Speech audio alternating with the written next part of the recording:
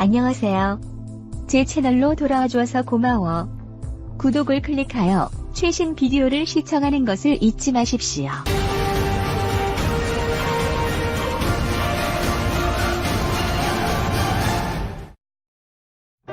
어쩌면 대한민국의 운명은 그날 결정났다. 1950년 9월 15일 시작돼 3일 만에 성공적으로 끝난 인천 상륙작전 덕분이다. 국군과 유엔군은 이때 서울을 되찾고 북한군 퇴로와 보급로를 차단하며 전세를 역전했다. 해병대는 중앙청 옥상에 태극기를 올렸다.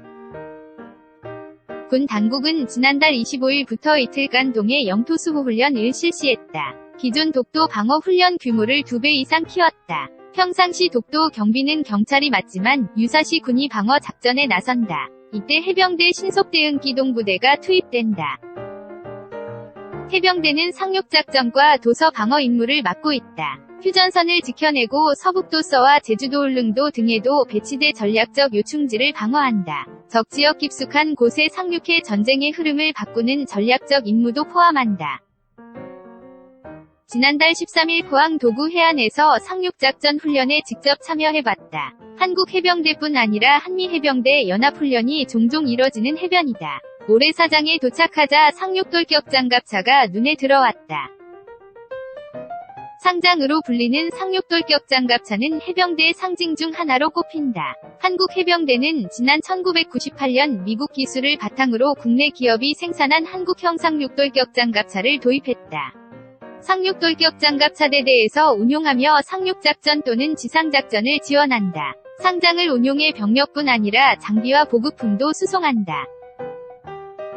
상장에 오르자 짙은 위장으로 얼굴을 가린 해병대원 8명이 기다리고 있었다. 보통 상륙작전에 나서는 탑승 병력은 18명 정도 된다. 초기에는 21명까지도 탑승했지만 장병 체형이 커지면서 다소 줄었다. 승무원은 3명이다. 해병대는 KA-AV 노후화 등을 고려해 2020년 대에 차기 상륙돌격장갑차를 도입할 예정이다.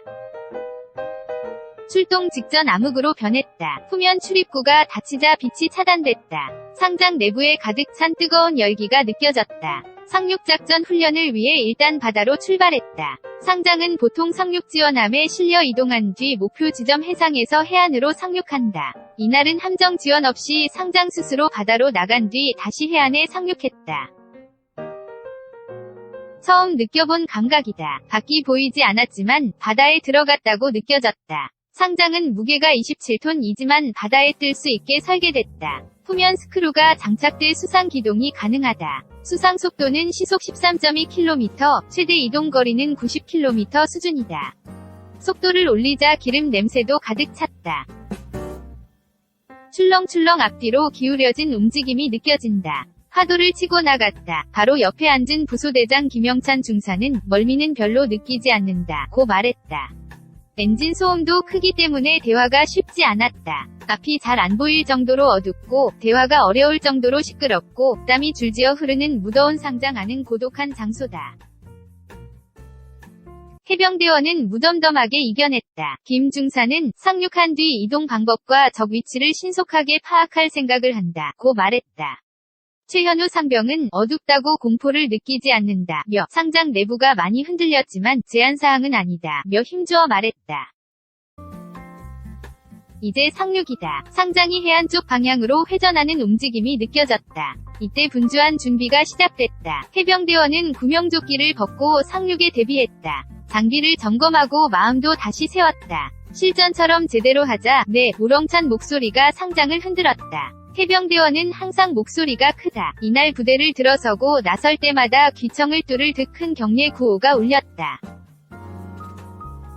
상륙 직전이다. 연기를 만들어 뿜어내는 발연기를 작동했다. 연막탄도 터뜨려 적이 쉽게 공격하지 못하도록 연막을 쳤다. 소대장 김진호 중위는 울퉁불퉁하게 생긴 EAAK 부가장갑판을 양옆에 장착해 적 기관총과 포탄 파편으로부터 보호한다며 수류탄과 유사한 구경 40mm K4 유탄 발사기와 12.7mm K6 고속기관총으로 무장의 화력 지원에도 나선다 고 말했다.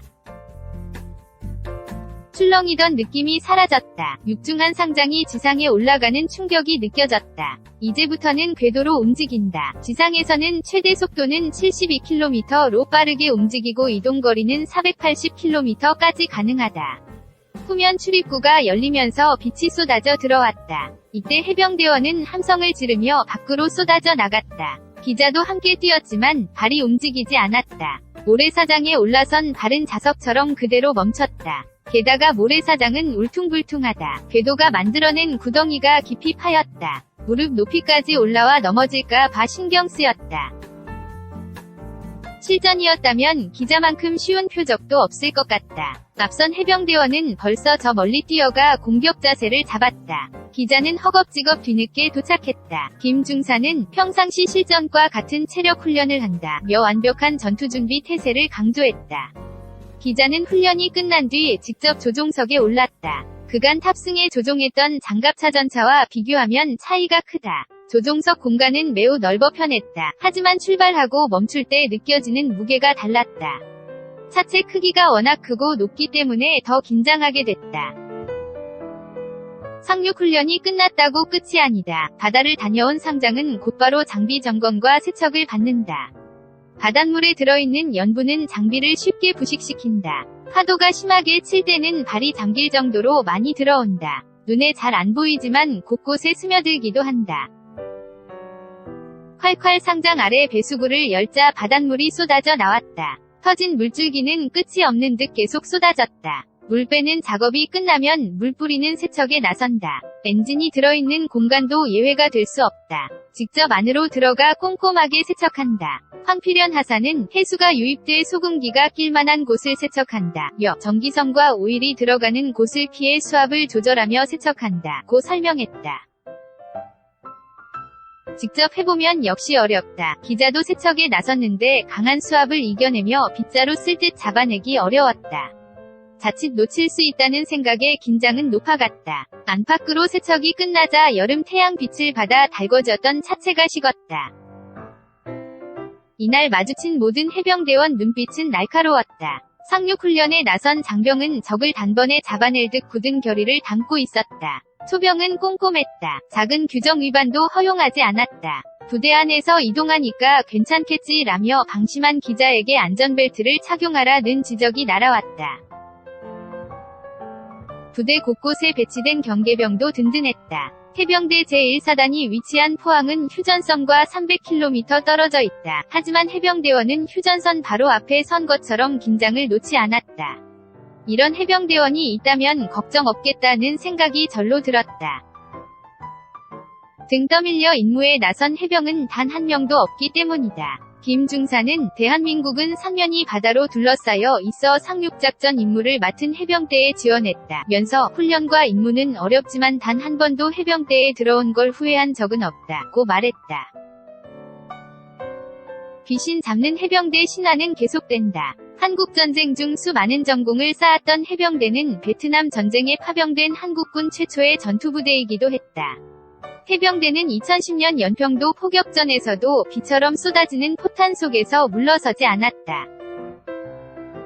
해병대는 오는 2021년 항공단을 창설한다. 상륙기동헬기 대대 2개와 상륙공격헬기 대대 1개를 편성한다. 지금보다 입체적인 상륙작전이 가능해진다. 국가전략기동부대로서 더욱 민첩하게 활약하게 된다.